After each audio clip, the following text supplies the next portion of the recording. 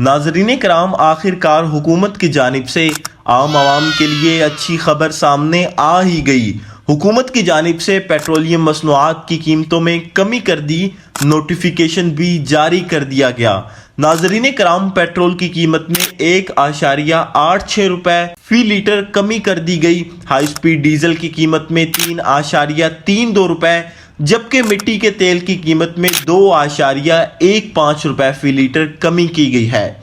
Light diesel oil की कीमत में 2.97 रुपए फी लीटर कमी कर दी गई।